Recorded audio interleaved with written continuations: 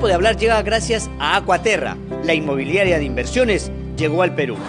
Amigos de Digital TV Perú, es tiempo de hablar. Los saluda Reinaldo Aragón. Y es tiempo de hablar sobre la historia triste de la pequeña Jimenita. Un caso emblemático, una historia terrible, triste, que revela los terribles números de violencia contra menores en todo nuestro país. Dicen las cifras oficiales que entre enero y diciembre de 2017 se han atendido 3.117 casos de violación sexual. Es un número muy alto y que se han reportado 30.000 casos de violencia contra menores en todo el país. ¿Qué es lo que está pasando? Vamos a conversar sobre este tema con nuestros invitados. En primer lugar, damos la bienvenida a Angelina Alarco Aguirre. Ella es psicóloga, especialista en niños y adolescentes del Centro Entrénate. Angelina, gracias por estar con nosotros. Buenas tardes, ¿qué tal, Reinaldo? Un gusto, más bien, gracias por la invitación. Y también estamos con el abogado Juan José Uchuyama Urtua, abogado constitucionalista, penalista de Unidos Pro Familia. Juan José, gracias por estar con nosotros. Muchas gracias por la invitación, Angelina. Aquí estamos para tratar un tema, me parece muy sensible en estos momentos, ¿no? Sí, doloroso, ¿no? Doloroso, sí. Muy doloroso al conocer los detalles de lo que ha pasado con la pequeña Jimenita. Pero también estos detalles, digamos, se multiplican, se harán a conocer los números de violencia en nuestro país. Del total de víctimas, 65% fueron contra mujeres y 35% contra varones, lo que significa que también hay un alto porcentaje, ¿no es cierto? No es tan pequeño la violencia contra hombres, ¿no? En realidad la violencia en general, estamos en una sociedad muy violenta. Vamos a hablar de esto. Es tiempo de hablar aquí en Digital TV Perú. Volvemos en un instante. La sociedad no puede dar una respuesta efectiva para poder parar. Es lamentable, por ejemplo, conocer que en la población penal, de acuerdo a los informes del INPE, al año 2017, existen 8.097 presos por violación de menores.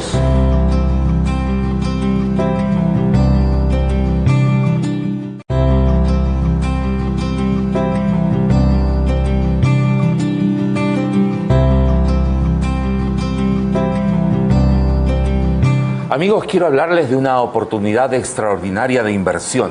Aquaterra, la inmobiliaria de inversiones, llegó al Perú. Ellos se dan la oportunidad de obtener una casa en el condominio Cenodro, ubicada en la mejor zona en Orlando, Florida, a solo 15 minutos de los parques temáticos de Disney. Con esta grandiosa oportunidad podrás cumplir con los sueños de toda tu familia. El equipo Aquaterra te espera en calle de Arteano 184, oficina 703, San Isidro, o al teléfono 713-0303, 713-0303. Búscanos en Facebook como Aquaterra Perú. Aquaterra, la inmobiliaria de inversiones. Muchas gracias, Aquaterra. Aquaterra, la inmobiliaria de inversiones, llegó al Perú. Cumple con los sueños de tus hijos, de tu esposa y el tuyo con una sola inversión. En el condominio Cenodro, ubicado en la mejor zona de Orlando, Florida, a solo 15 minutos de los parques temáticos de Disney. Te esperamos en el corazón de San Isidro. Sí, estamos en tiempo de hablar con nuestros invitados, Angelina Alarcón Aguirre, psicóloga de niños y adolescentes, y Juan José Uchuyama Urtua, abogado de Unidos Pro Familia, para hablar de estas cifras terribles de violencia en nuestro país, violencia que en la mayoría de los casos es dentro de la familia, pero también la violencia que está en las calles. Entre enero y diciembre del año 2017, de este año que acaba de pasar, se han reportado 3.117 casos de violación sexual. La violación de niños y niñas y adolescentes representa el 47% de este total de casos según el ministerio, según registros oficiales. Lima y Junín tienen la mayor incidencia de casos. Siguen La Libertad, Cusco, Arequipa y San Martín. Con respecto, doctor Uchuya, a este caso emblemático que está siendo tan, digamos, difundido y atendido por los medios, pero que llama la atención por la violencia, que se ha encontrado al culpable o a uno de los culpables, todavía está en investigación. ¿Cómo está tratando, digamos, la justicia este caso? A ver, yo creo que la paz social se ha quebrantado desde sus raíces de hace algún tiempo con respecto a estos delitos que lesionan la libertad individual de las personas, la libertad sexual, la indemnidad de los niños con respecto al ejercicio de esta libertad. Y el Código Penal, en la legislación que hasta el momento se mantiene vigente, no ha sido capaz de poder disuadir a muchas personas que cometen este tipo de delitos, que evidentemente alteran todo concepto de estabilidad emocional y social. Yo creo que aquí tiene que haber una respuesta por parte del Estado y de toda la sociedad con respecto a estos quebrantadores de la paz social.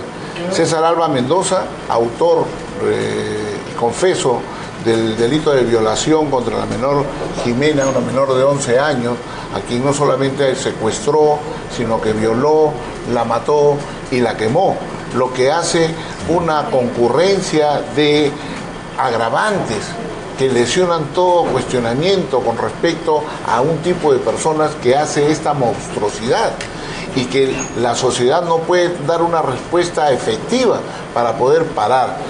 Es lamentable, por ejemplo, conocer que en la población penal, de acuerdo a los informes del INPE, al año 2017, existen 8.097 presos por violación de menores, que constituyen el 9.4% de la población penal de todo el país. Claro, porque hay en total 80.000 internos, ¿no? Aprox, ¿no? En todas las cárceles del país, del cual 8.097 son violadores de menores. De menores, ¿no? Sean hombres y sean mujeres. Imagínense. Ya hemos visto, esto es una monstruosidad. En el año 2017 ha existido 60 condenas a cadena perpetua, así lo informa el Poder Judicial, pero el año 2015 fueron 69. Quiere decir pues que no existe una respuesta del Estado para poder poner freno a esto. No está siendo efectivo el Estado. No es efectivo. Y no es efectivo porque las madres de familia, en su mayoría, en su gran mayoría, así como los padres, están reclamando que el Perú se aleje de la Convención Interamericana de Derechos Humanos y restaure la pena de muerte para los violadores y para otros tipos de asesinatos con alevosía y ventaja. Yo creo que aquí la sociedad tiene que tomar un rol protagónico, pero fundamentalmente los padres, que debemos defender a nuestros hijos, que debemos defender a la familia, conceptualizada como la unión del hombre y la mujer y la bendición que los hijos constituyen para este hogar. El Estado tiene que recomponer, tiene que nuevamente poner en tela de juicio si sus normas son realmente válidas para combatir este tipo de delitos. Ahora, la policía también, porque no encontramos una respuesta. Por ejemplo, porque parece que este hombre trabajaba con la policía, era como un informante, un datero de la policía, ¿no es cierto? Entonces, a pesar de que tenía procesos, digamos, acusaciones, procesos, ¿no? La policía sabía que este era un posible depredador sexual. No estaba detenido, ¿no es cierto? Y pudo llevar a cabo este crimen terrible. Sobre todo porque ya tenía 3 antecedentes. Él tiene 3 antecedentes por la comisión del delito de violación de una mujer de 28 años, de una chica de 17 años, cuyas instancias de investigación estaban en la policía, en el Ministerio Público, pero había una que estaba en el Poder Judicial, y está en el Poder Judicial. Cabe entonces mencionar, la policía se preocupa de cuando menos pasar por pantalla a sus colaboradores, a lo que le llaman soplones, o de otra manera, cualquier categoría, pasa por pantalla, porque si hubiese hecho eso, el jefe de la policía hubiese detectado que este señor es un depredador sexual. Claro. No lo puede tener de colaborador. Claro, y hubiera tenido mayor atención. Ahora, estamos, digamos, analizando primero la superficie del tema, ¿no es así? Primero, viendo de que este es un caso, este caso emblemático de esta niña que debe ser esclarecido, y el culpable o los culpables y los que tengan que ver, que no hayan teniendo la oportunidad de hacerlo, haber podido prever todo lo que iba a ocurrir. Pues es gente, son criminales, ¿no? Son criminales, ¿no? Pero también hay otra parte de esta violencia contra los niños, y es en las familias, Angelina, en las familias, porque la mayor cantidad de violencia ocurre intrafamiliarmente, ¿no es así? Efectivamente, Reinaldo, vemos muchas veces que el inicio de la violencia se genera en casa, no necesariamente tiene que ser una persona que no conocemos. Muchas veces es el mismo papá, el mismo tío, el hermano, el primo, algún vecino. Normalmente se genera dentro del entorno familiar de esta persona, de la persona agredida, ¿no? Y una vez que esta persona que ha sido agredida tiene pues cierta confianza, ¿no?, ante esa persona, ante el agresor, para que pueda este agresor llevársela de esta manera tan fácil, ¿no?, porque logró persuadirla para que se suba a esta bicicleta y llevársela a Jimena. Sí, claro. Ahora, la violencia contra niños y adolescentes ha aumentado más del 25%. ¿Significa entonces que, digamos, la educación en las escuelas y el proceso educativo que también debe ocurrir en las familias se ha ido, digamos, deteriorando, se ha ido flexibilizando, y entonces ha venido pues aumentando este número en porcentaje, el número de la violencia en las familias, ¿no? Así es, eso también depende mucho de cómo los padres lleven a cabo la crianza, la educación de sus hijos, ¿no? La escuela refuerza conocimientos, refuerza diferentes temas que los niños pueden ser preparados académicamente, más no los valores, ¿no?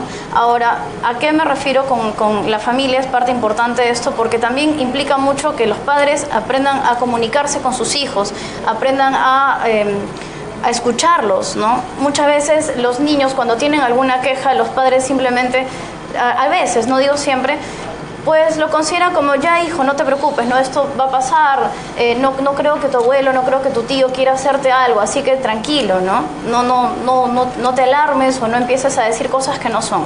Vamos a ver con más detalle más adelante este tema, pero a veces vienen los niños, ¿no?, las niñas, y dice, mamá, papá, este primo, este tío, esta persona, pues me ha tocado, me está diciendo estas cosas. Y dice, ya no le tomes en cuenta. Los padres no prestan atención, o a veces no desean hacerlo. Ocurre, ¿no es así?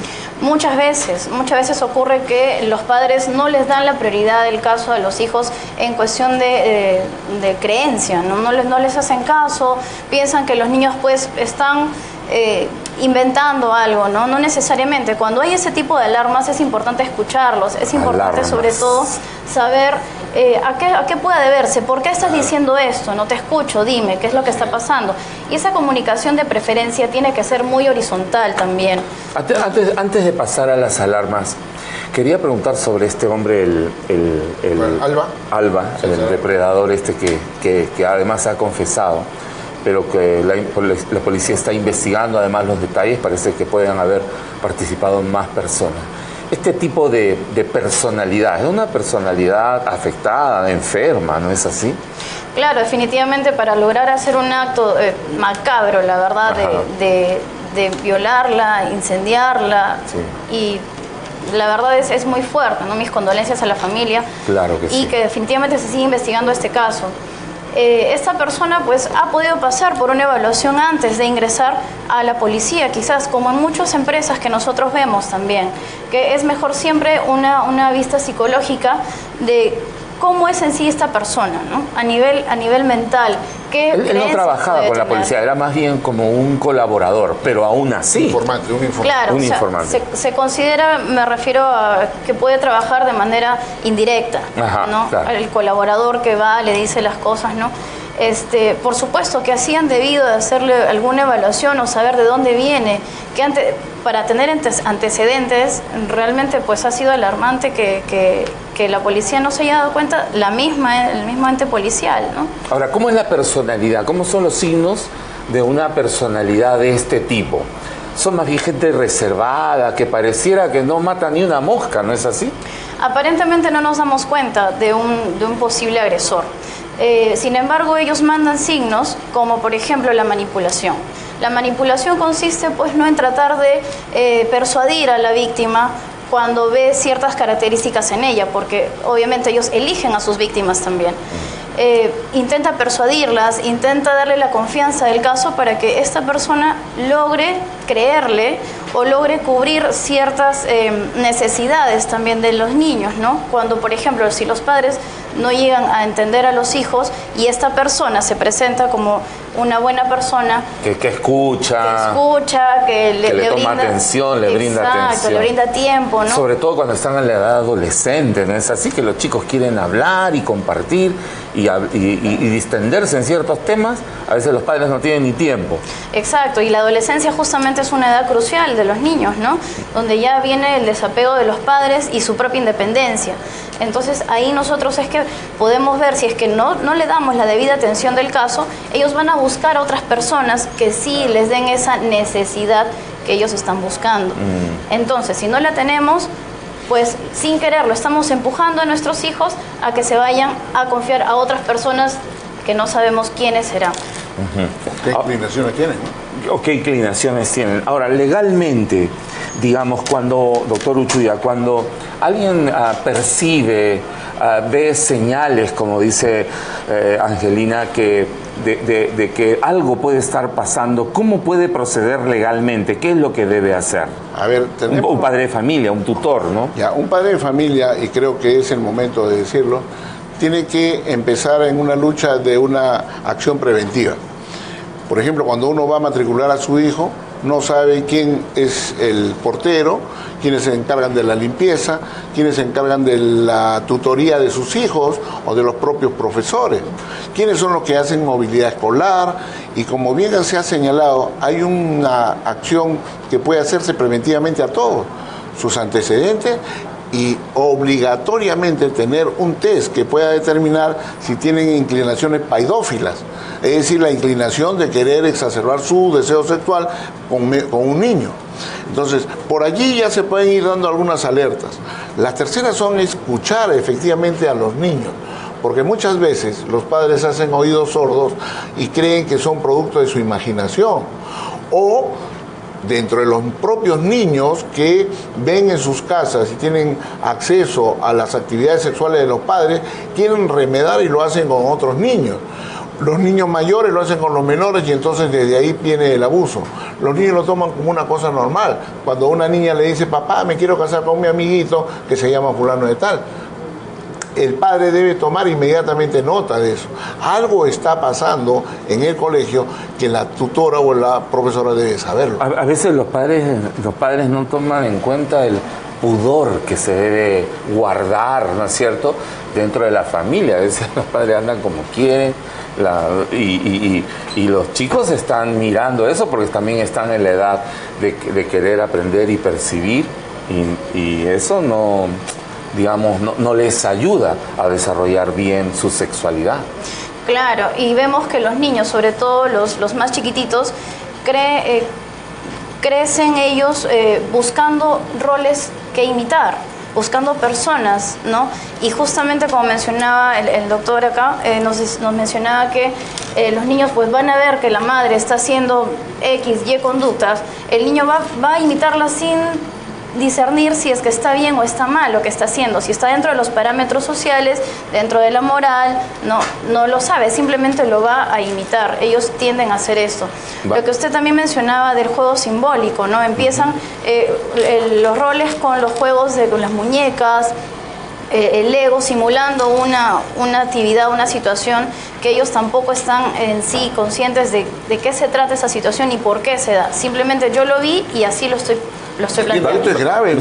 Vamos a seguir con esto, vamos a hacer una pausa y vamos a tomar en cuenta también cómo las redes sociales, el internet, sin ningún control, pueden estar agrediendo a nuestros hijos. Y nosotros no nos estamos dando cuenta ni estamos tomando las previsiones del caso. El propio Estado, por si acaso.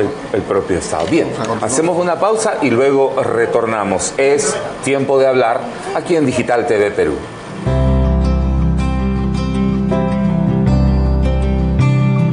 Siempre es bueno sí hablarles desde pequeños. Desde pequeños, ¿por qué? Porque ellos van a tener la idea más clara de cuál es la diferenciación entre hombre y mujer. Y sobre todo también algo importante es saber en mi cuerpo, ok, he diferenciado a un hombre, he diferenciado a una mujer, hasta qué parte las personas, incluyendo mis familiares, me pueden tocar.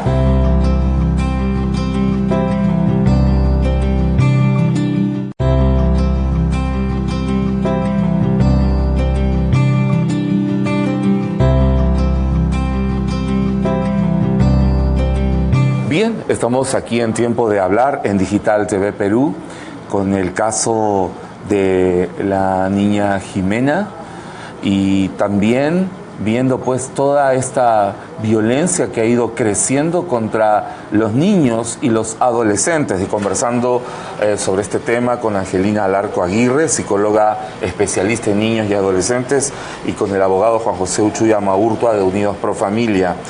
Angelina, el castigo físico a veces humillante, ¿no?, para los niños, las palabras duras, bloquean al niño en la relación familiar y salen a la calle y son presas más fáciles de personas que, aprovechando de esta ruptura familiar, pues tienen más facilidad en lograr esta conexión con los niños y con los adolescentes. Exacto, ellos van a ver que en casa hay humillaciones, hay maltratos, hay violencia física o psicológica, y ellos van a pensar que es normal, es algo normal que se puede ver. Si lo veo en mi casa, entonces también lo voy a ver en la calle, y es algo normal. Entonces ahí es donde nosotros como padres también tenemos que tener cuidado qué castigos le estamos dando a los hijos. Los castigos no pueden ser físicos, la violencia genera más violencia. Lo que nosotros podemos hacer en este caso es hablar con los hijos, explicarle por qué las cosas se pueden dar de cierta manera, tener más diálogo y también escuchar lo que ellos piensan, ¿no? Cuál es su percepción al respecto de lo que ellos pueden estar construyendo en su cabecita desde la familia hasta la sociedad. Por ejemplo, ¿desde qué edad se puede hablar con un niño acerca de temas sexuales? ¿Desde qué edad? A partir de los 3 años los niños ya están experimentando ciertos placeres. Y se dan cuenta también de su diferencia entre niños y niñas. Exacto, ¿no es cierto? En su descubrimiento sexual. En su descubrimiento sexual. Siempre es bueno sí hablarles desde pequeños. ¿Por qué? Porque ellos van a tener la idea más clara de cuál es la diferenciación entre hombre y mujer. Y sobre todo también algo importante es saber en mi cuerpo, ok, he diferenciado a un hombre, he diferenciado a una mujer, hasta qué parte las personas, incluyendo mis familiares, me pueden tocar. ¿Qué partes, sobre todo, me pueden tocar también? Enseñarles a qué partes no jamás debes permitir a alguien que tan solo intente acercarse, ¿no? Recordamos, doctor Uchuya, la campaña Sé cuidar mi cuerpo, ¿no es así? Así que fue muy es. positiva. Yo creo que hay algo muy importante que señalar, como que acaba de decir Angelina. Efectivamente, nace desde el hogar el cuidado de nuestros hijos, de su sexualidad.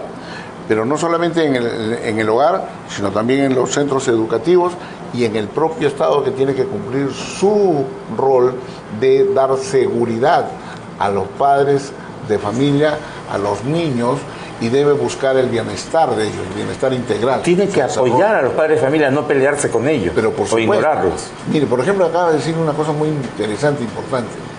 Los niños, desde muy tierna edad, comienzan a descubrir su sexo. Y tienen que encontrar, ¿no?, cuál es el rol que tiene uno y el otro respecto a su sexo. Los hombres tendrán que comportarse como el rol de hombres y las mujeres como mujeres.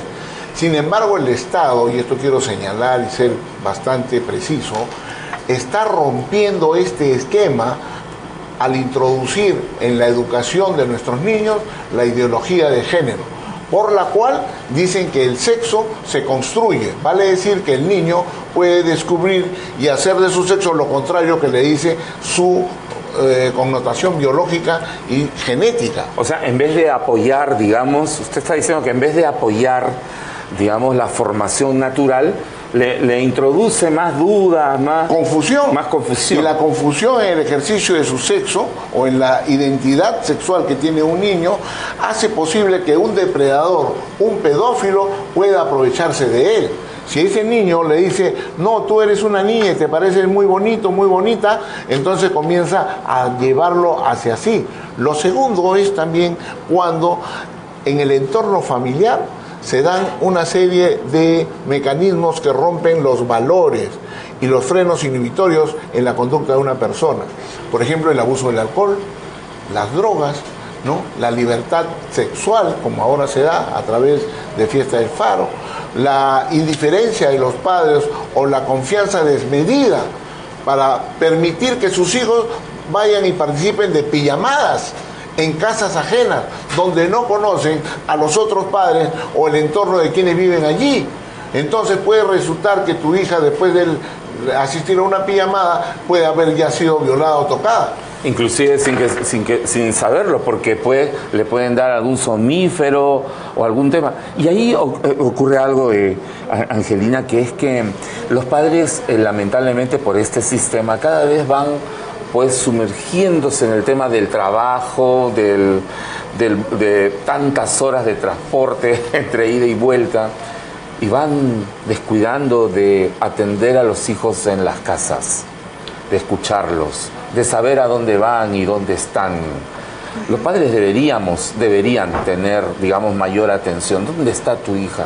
¿Con quién están dando? ¿A dónde la has mandado? ¿Cuánto se ha demorado en volver del lugar a donde la has enviado? Exacto, o sea, es importante también que los padres se involucren en sí, en el desarrollo que ellos tienen, en el desarrollo social de los niños o de los adolescentes, no solamente enviarla con fulanita o menganita, sino también tener cuidado de y quiénes son sus papás, ¿no? Y con quiénes vive, conocer un poquito más. Es más, ¿por qué no también invitar a reuniones, ¿no? De almuerzos, por ejemplo, con la finalidad de conocer un poco más el entorno social de mi hija, de mi hijo, saber con quién está parando, qué costumbres tienen esas personas, ¿no? Todo con intención básicamente de cuidar al hijo, cuidar al adolescente. Eso definitivamente es básico. Y también tener mucho cuidado. Hace un momento hablábamos de, en el comienzo del programa que mencionaste que íbamos a tocar también las redes sociales. Sí, ese es el tema sobre el cual quería incidir y preguntarte, ¿no? El Internet es algo positivo si pues uno lo usa de esta forma, ¿no es así? Claro. Para aumentar conocimientos, absorber consultas, pero también es una puerta abierta a cualquier cosa. Exacto, justamente a esto también quiero llegar, ¿no? Que en este mundo en el cual nos estamos desarrollando ahora, hay mucha tecnología que está en todo lado, en la palma de nuestra mano en sí. Al alcance de todos. Literalmente, exactamente. Entonces, los adolescentes utilizan el medio de comunicación, las redes sociales, para poder expresar sus emociones, para poder expresar también sus deseos, sus aspiraciones. Y aquí es donde también no hay que tener cuidado mucho en con quién mis hijos se están relacionando, a qué personas está permitiendo que conozca parte de su vida personal. Y eso mucho va de la mano con estas situaciones que puedan tener los hijos con los amigos ya conocidos y los nuevos amigos. Simplemente ellos, por quizás sentirse cómodos con más amigos, ¿no? Acepto a diferentes personas que me acaban de presentar en la pijamada, por ejemplo, ¿no? Los agrego como mis amigos y ellos ya tienen información personal de todo, cómo se llama mi papá, dónde vivo, teléfonos, que a veces también pueden considerarlos públicos los niños, ¿no? Los adolescentes. Ahora esta gente que da vueltas sobre los menores, ¿no es cierto? Que son pues depredadores, ¿no? Sexuales, son manipuladores, saben advertir bien cómo está el chico o la chica, ¿no? Para inmediatamente aprovecharse de ellos, ¿no es cierto? Y los padres deberían advertir de eso a los hijos. Claro, los papás también ahí tienen un rol protagónico en las redes sociales de sus hijos. Ajá. Estamos hablando que si es que yo voy a permitir que mi hijo o mi hija tenga una red social, entonces lo mínimo que yo puedo hacer es tratar de guiarlo y decirle, ponerle pautas, condiciones. Ok, vas a tener tu red social, pero no vas a tenerlo público, ¿no? Con un perfil ahí más privado, que solamente lo puedan ver tu entorno, las personas que conoces. Es un buen tip ese, ¿no es cierto? Es decir, solo cerrado para los amigos, para el entorno cercano, porque todavía es menor de edad. Por supuesto. Lo segundo podría ser tener el password, ¿no? La clave de las redes sociales, porque a veces los chicos... Exacto, siempre cuidando mucho de no invadir la privacidad, ¿no? Sí. ¿Eso qué quiere decir? Se llega a un consenso, se llega a un acuerdo con el adolescente y decir, yo no voy a tocar tu red social, pero necesito tu clave, no voy a manipular, simplemente tú vas a ser dueño, yo solamente lo voy a tener por un tema de información, nada Ajá. más. Llevar un acuerdo con el adolescente. Eso significa el cuidado y seguimiento de los hijos, pues. Exacto. Porque uno no lo puede dejar al libre albedrío de lo que dice el mundo y las relaciones sociales. Fíjense usted, Peter Naveda Mata, de 53 años, violó a su sobrina de 9 años. John Ernilo Montañez de la Cruz, de 30 años, violó a una niña de 12 años, que era de su entorno. Entonces, esto nos da una idea de quiénes son los primeros depredadores, están muy cerca. Lo que pasa es que, como el Dios de este mundo ha venido a cegar el entendimiento de los padres, no nos damos cuenta. Muchas veces creemos que nuestro vecino se hace amigo por nosotros y no sabe que está mirando a nuestros hijos, a nuestras hijas. Y esto es lo que tiene que tener el padre de familia. Ser un atalaya, no dormirse, estar siempre atento a cuidar sus hijos. Evidentemente, tienen que tener los principios y valores morales que Dios ha establecido para una sociedad en la cual este tipo de actos no se dan cuando uno está muy cerca de Dios, pero cuando está lejos de Dios cometen todo este tipo de atrocidades. Entonces, creo que los padres tienen que asumir su responsabilidad para defender valores que son permanentes, que son absolutos, de defensa de la vida, de defensa de la familia, de defensa de la sexualidad y la libertad de nuestros hijos. Esto es algo que tiene que ponerse nuevamente en el tapete. Y lo digo por lo siguiente: el Código Penal de 1991 se apartó de una teoría que me decía que recogía los principios morales y los incorporaba a las normas sancionadoras del Código Penal. Ya no están consideradas en el Código Ninguna Penal. norma moral está considerada. Consideran ahora lo que se llaman los principios, ¿no? Los bienes jurídicos tutelados que establece la Constitución. Por ejemplo, la Constitución dice que el hombre tiene derecho a su libertad, a su desarrollo, pero no está establecido en la Constitución la libertad sexual, ni menos otro derecho que se considera la indemnidad sexual. ¿Qué implica esto? Que nadie puede tener acceso al sexo si no es con su consentimiento, libertad. Pero algunos consideran que algunos jóvenes, algunos niños, sobre todo con el currículo, el nuevo currículo y la ideología de género, que tienen derecho a ejercer su libertad desde muy tierna edad. Vale decir que un niño de 7, 8 años puede decir, me enamoré de una persona. A los 12 años estoy enamorado de mi profesor. Esto es indemnidad. ¿Qué implica? Que el Estado reconoce que un niño no tiene libertad para ejercer su sexualidad. Tiene que estar protegida a efecto de que ningún mayor pueda tomar ventaja de esto, ¿no? Y abusar.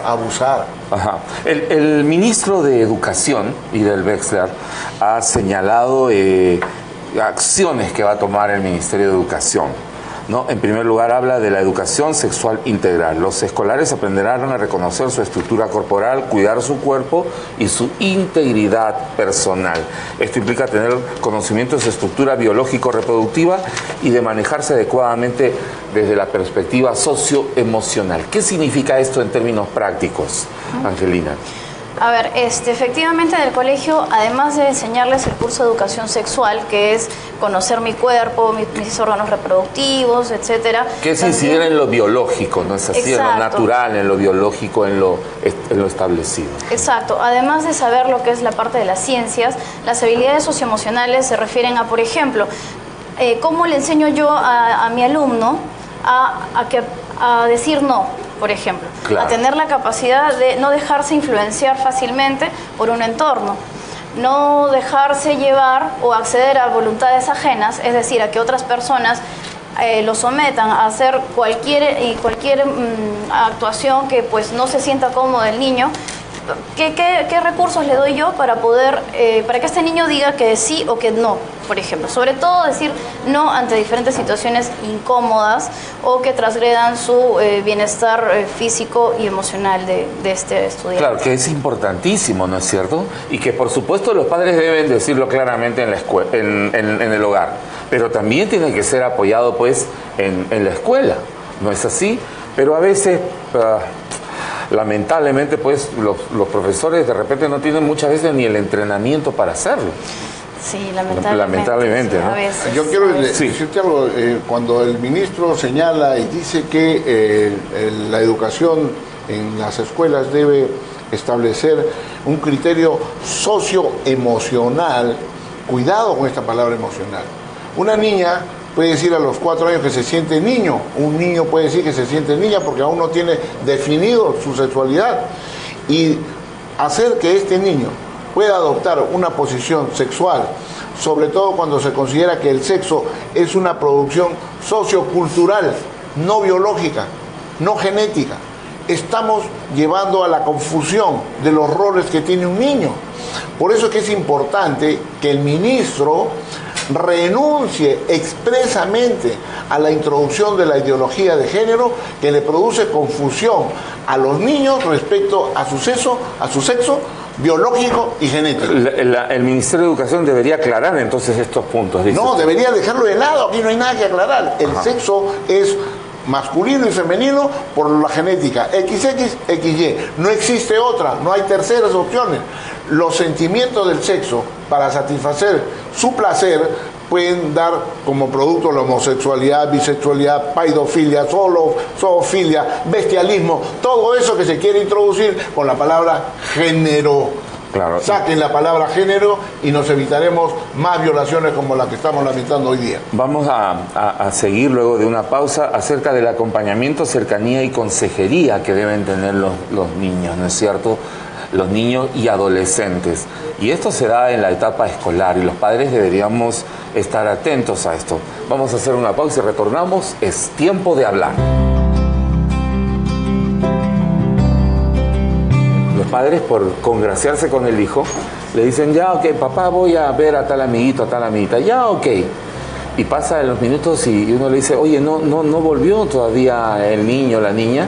¿Y dónde está? Bueno, no sé, me dijo que iba a la casa de tal amiguito. ¿Y dónde vive? Bueno, no sé, creo que vive por acá o por allá.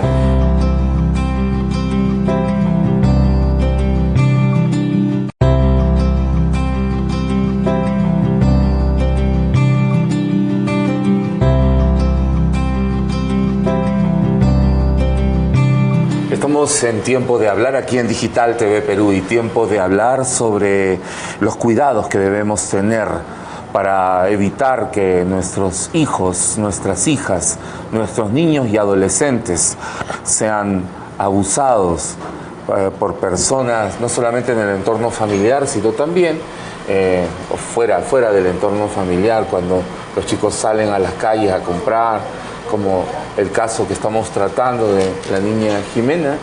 Parece que le ofrecieron unos soles o necesitaba algo, y uno de estos depredadores, seguramente que ya la ha estado siguiendo, ya se sabrán más detalles en las investigaciones, pues percibió el grado digamos, de apertura que podía darle esta niña, y porque se ve que él la lleva pues en la bicicleta, ¿no? A una niña de 11 años. Bueno, el ministro de Educación señala que se va a trabajar sobre el acompañamiento, cercanía y consejería con la participación de la Policía Nacional, de los maestros y de una tutoría continua, ¿no? Para identificar y distinguir las conductas de riesgo. ¿Cuáles serían estas conductas de riesgo, Angelina? Ok. Las conductas de riesgo, por ejemplo, podrían ser que vamos a hablar más o menos de la persona que es maltratada, ¿no? De la persona, de la víctima. De la víctima. No. Si yo me porto como una persona que va a aceptar cualquier proposición, así yo no quiera, estoy propensa a. Si yo también me comporto quizás una conducta un poco más sumisa, ¿no? No sé si decir sí, no, me confundo y al final dejo que los demás decidan, también, eso es otro tipo de una conducta sumisa. Por la presión social, ¿no es cierto? La presión de los amigos. Exacto, ¿no es la cierto? presión social. La necesidad de sentirme identificada por un grupo va a hacer también de que yo vulnere en sí mis ideales, mis creencias y termine cediendo, ¿no? Ante algo que quizás no necesariamente sea saludable para mí ni para mi desarrollo emocional. No, son conductas básicamente que las más notorias. Ahora, ¿cómo por ejemplo se puede ayudar a los niños y adolescentes cuando estén en la calle, ¿no? Trasladándose a sus centros de estudios, yendo a jugar con los amigos o algún tipo de reunión, pero cuando tengan que salir a la calle, inclusive a ser mandados, como parece que ocurre con esta niña? Se le debería advertir, ¿no es cierto? Los padres deberían advertirles. Por ejemplo, la frase tan conocida, no hables con extraños. Porque estos depredadores saben muy bien dónde tocar. ¿No es así? Exacto. Ellos, los depredadores que le estamos llamando, estudian cuál sería su próxima víctima. Quién tiene esas características, ¿no? De sumisión, de conformismo, quizás, para poder considerarlas como ya las víctimas en sí. La recomendación que se le puede dar a los niños o a los adolescentes es que primero tengan mucho cuidado al salir, con qué persona puedes hablar, qué persona va a guiarte por ciertas rutas que la verdad no tienes por qué andar, ¿no? Siempre apenas ellos detecten que una persona quiera vulnerar algún tipo de decisiones de parte de ellos, inmediatamente informar a los padres, ¿no? Decirles ¿sabes qué? Esto no me está gustando, ha pasado esto y me he sentido incómoda, no me ha gustado, ¿no? Decirles a los padres y los padres darle la merecida atención también para continuar, quizás puedan salir con ellos, acompañarlos y de paso pues ver quiénes pueden ser las personas que están alrededor, ¿no? A veces ocurre que los padres, por congraciarse con el hijo, le dicen, ya, ok, papá, voy a ver a tal amiguito, a tal amiguita, ya, ok. Y pasa los minutos y uno le dice, oye, no volvió todavía el niño o la niña. ¿Y dónde está? Bueno, no sé, me dijo que iba a la casa de tal amiguito. ¿Y dónde vive? Bueno, no sé, creo que vive por acá o por allá. Es terrible, pero ocurre, ¿no es cierto? Habría que preguntarle, ¿dónde es el número? ¿Dónde es la dirección? ¿Cuál es el número? Llamar y decir, está yendo mi hijo allí, por favor, a tal hora lo devuelves, pero no ocurre así. Sí, hay una falta de cuidado por parte de los padres respecto a la seguridad de los niños, ¿no? Eso es uno, pero también empieza de saber elegir el colegio, ver quiénes son los profesores, etcétera, etcétera, quiénes son el entorno que va a su casa. Muchas veces los padres, y esto es algo que cometen muy a menudo, llevan a tomar a su propia casa a terceras personas. Y esto es el licor, el alcohol, rompe los frenos inhibitorios y hace que puedan ser sus hijos víctimas de este tipo de delitos. Pero yo quiero seguir con la responsabilidad del Estado.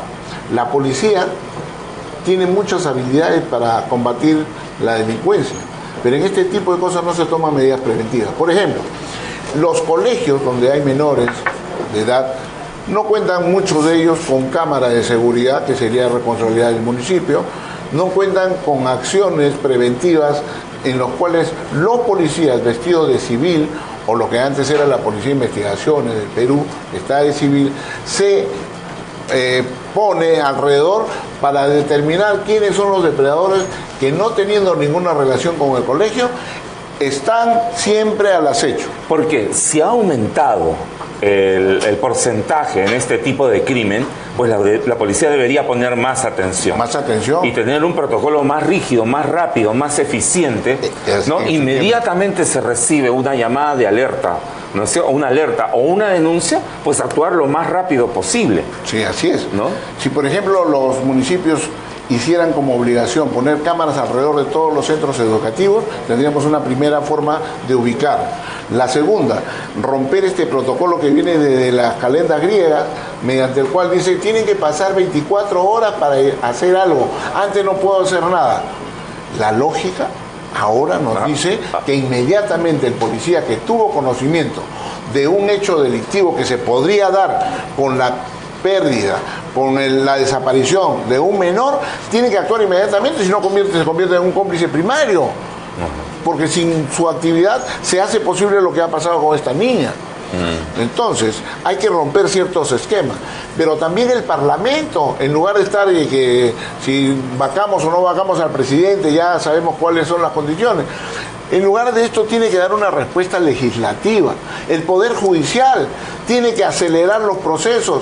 ¿Cómo puede dar detención provisional de 9, 18 meses, etcétera, etcétera, para otro tipo de delitos? Y cuando hay delitos de violación, no se da, como en el caso de este señor Alba.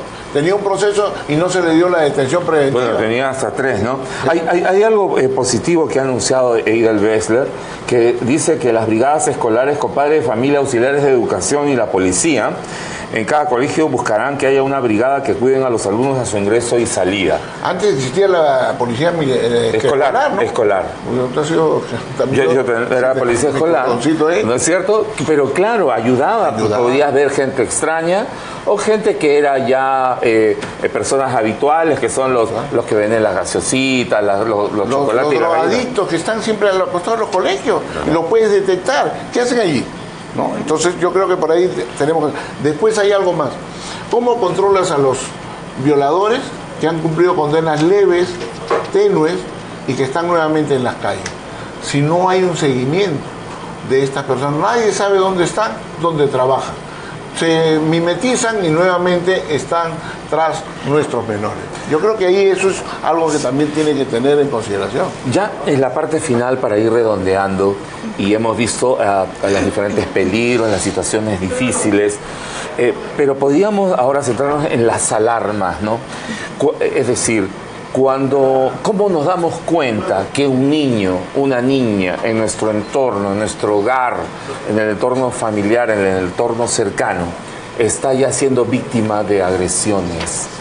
Cambia su conducta, ¿no es así? Se vuelve más retraído. ¿Cómo uno se da cuenta que está sufriendo este niño? Nos damos cuenta cuando vemos una alarma, por ejemplo, si antes de pronto mi hijo, mi hija era muy sociable, salía con sus amigos y de pronto cambia esa conducta, ¿no?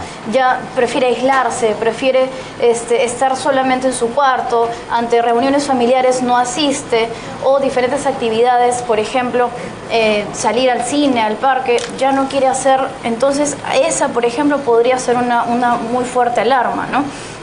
Otra fuerte alarma también es cuando vemos que ante una situación de agresión, pues la niña lo que hace, o el niño, que también sucede con hombres, lo que hace es como se siente tocado, ¿no? Se siente tocado y como que trata de ponerse como tortuguita, ¿no? Claro, rechaza también las caricias hasta de los propios padres a veces. Exacto. Ante, por ejemplo, también esa es otra alarma, ¿no?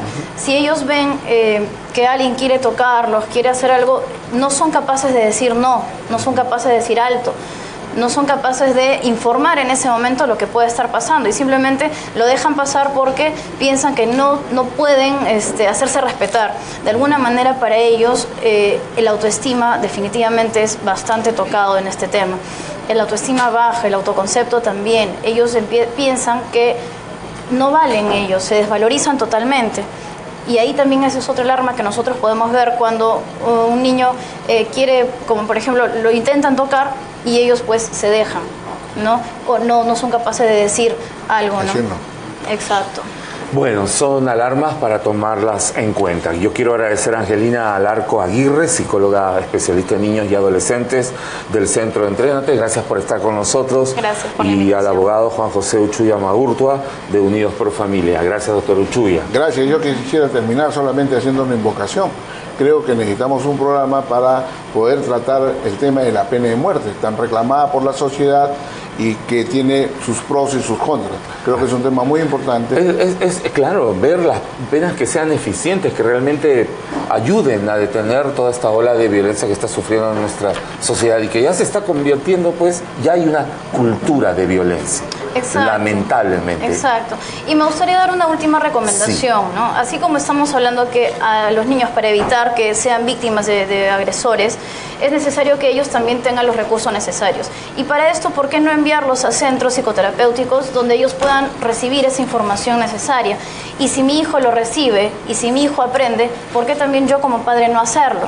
¿No? Por lo tanto, yo invito a los padres de familia que asistan a estos talleres para padres, escuelas para padres, donde ahí pueden aprender de una manera muy vivencial, muy dinámica, esta situación que sucede en la sociedad, ¿no? Realmente es bastante alarmante. Por favor, no queremos que ningún hijo de nadie sea nuevamente una siguiente víctima ante esto. Aprovechando que Angelina Alarco Aguirre está acá, pues puede también consultar en el Facebook Lisbeth Cueva Psicoterapeuta, o acá también en Tiempo de Hablar, pues nos pone su requerimiento y estamos listos para ayudarla. Gracias por habernos acompañado. Ha sido Tiempo de Hablar. Reinaldo Aragón les agradece la atención. Y seguimos aquí en Digital TV Perú. Hasta la próxima. Tiempo de Hablar llegó gracias a Aquaterra. La inmobiliaria de inversiones llegó al Perú.